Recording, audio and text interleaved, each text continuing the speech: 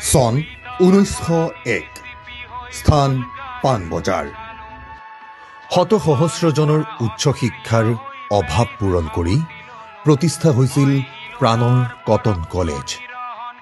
Cotton অসমৰ আৱেগ, cotton সমূহৰ শিৰাই শিৰাই বোৱা সবেগ ছন্দ। শতিকা বাগৰি এয়া চন 2024।